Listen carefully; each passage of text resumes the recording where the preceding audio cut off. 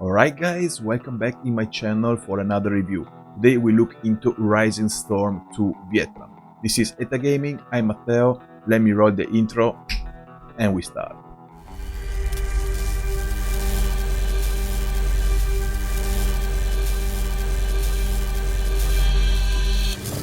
Rising Storm 2 Vietnam is created by Tripwire Games, the same company who brought you Killing Floor 2, Red Orchestra and the previous Rising Storm.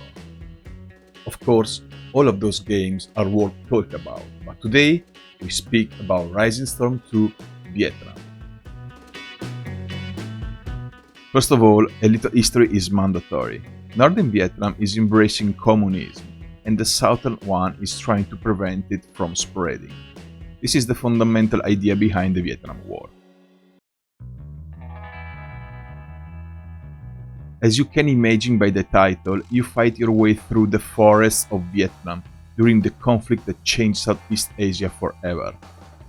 You will be fighting on incredibly realistic scenarios such as storm villages, cities, and endless rice fields.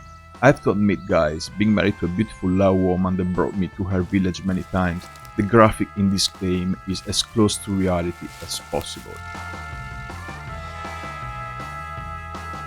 There are two factions fighting on every battle. You can choose to be either the North or South Vietnam Army, the USA Marines, or the Australia Royal Army. The National Liberation Front is the South Vietnamese faction, where instead the People's Army of Vietnam is the northern one. Depending on what team you choose, you will be given a selection of guns to choose from that are accurate for the faction in that era. If you are tired like me of arcade shooters, this game promises to bring back realism, and it fully delivers. The realism in this game makes you want to keep on coming back to try to improve what you can do. Every time, more and better. In this game, in fact, a few well-placed shots to the torso will take you down. One shot to the spine and you're dead.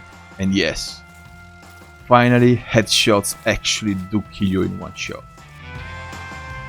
If you get shot, you will be given a visual indicator on your screen to see what damage you have taken. If you are shot in your legs, for example, you will run slow for a few seconds as you recover. If you are wounded heavily, you will have to bandage yourself up or you will bleed out, therefore I highly recommend getting to the closest cover. The time will take to complete the bandage will be determined by the body part that was wounded. You can choose from three different game modes: the open battle, the territory skirmish, the territory supremacy. The first one is the open battle. This is a fully open world map to where two teams fight over the control of objectives to gain more points. The team that can hold the objectives for the longest will be victorious.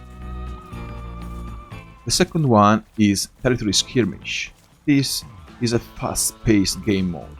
Both teams start with a respawn timer that doesn't allow teammates to respawn onto the battlefield when it runs out.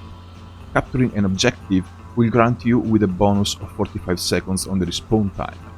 To win this game, you need to either hold all the objectives for 1 minute or deplete the enemy team's reinforcements. If the timer runs out, the last players will fight until one team is victorious.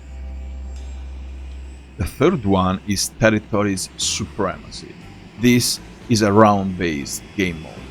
Defenders fight to protect their objectives, while attackers push forward to gain control of enemy points. The objective, the control of a point, is dictated by the numbers of players on that single point. The team that has the most people on the spot wins the point. The objectives are located in different sections of the map, and more are discovered and unlocked as the game progresses. The round will end by either capturing all the objectives or by the timer running out. Now the good part, at the end of the round, teams switch sides. And at the end of both rounds, the team with the highest point score will win the supremacy.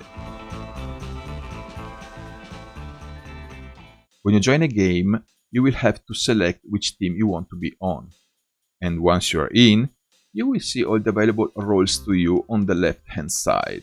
On the right instead, you will see all the squads that you can join. You can even create your own and name it as you want. All the roles beside Grunt are limited on each team, so trust me, a fast SSD hard drive can help you claim your desired role between rounds. Now let's talk about the roles. The first class is the Grunt Rifleman or Guerrilla, a basic infantry class. You'll be granted the M16 Assault Rifle, the M14 Battle Rifle or a Mosin Rifle. You'll also be given 2 grenades at your disposal, and the Northern Infantry class is also given a Punjabi. The next class is Pointman. This provides cover via smoke, spots and disarm enemies. Equipped for close quarter combat meant to flush out enemy, they are given a submachine gun, a shotgun or a basic rifle as the primary weapon. They also carry a reed explosive such as a claymore or a tripwire mine. On the next role we have the machine gunner. This is significant for laying down suppressive fire to take out massive amount of players. Of course they will be granted a machine gun, a pistol and a single grenade. Keep in mind though that you can see the muzzle flares, so make sure when you're laying down suppressive fire that you have to take adequate cover, otherwise you will be killed. The last basic role is the marksman, our beloved sniper. You'll be equipped with a semi-automatic or a bolt-action rifle with a scope to take out your enemies from a long distance. You will also be issued a sidearm and a ranked explosive to protect your back. Watch out when you find a sniper.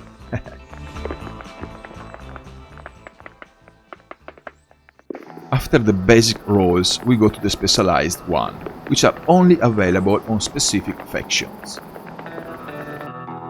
North Vietnamese are given RPG troopers that are used to take out enemy helicopters or clean room from a distance.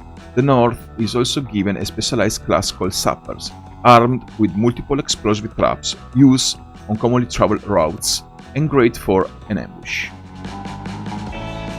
The South Vietnam faction gets a combat engineer, which grants you with a flamethrower and a pistol. The South also gets a grenadier, issued with a single grenade launcher and a pistol. Keep in mind that grenades will only explode from a distance and will not detonate if too close. And as a bonus, the South also has 2 pilot roles available as long as the map supports it. The first pilot role is the transport pilot, responsible for flying teammates close to an objective or to get them out. Choppers are also mobile spawn points, so they are great. The second option is the combat pilot. Choose between the Loach and the Cobra to unleash hell down to the enemies. The Loach is a smaller helicopter used for quick flybys, and the Cobra is a more heavy-duty cleaner. Hahaha, I'm sure your mouth is already watering. Hold on guys, piloting in this game is not easy. So I highly suggest going onto the boot camp on the main menu and practicing with each helicopter before jumping into a pilot role online. The boot camp is really a fantastic option. Besides trying out your helicopters, you can try each type of class and weapon to get a feel for them before getting into the battlefield online. The last 3 roles are more leadership oriented. If you choose to create your own squad or get promoted, you'll become the squad leader. Squad leaders are allowed to pick any role except commander and pilot.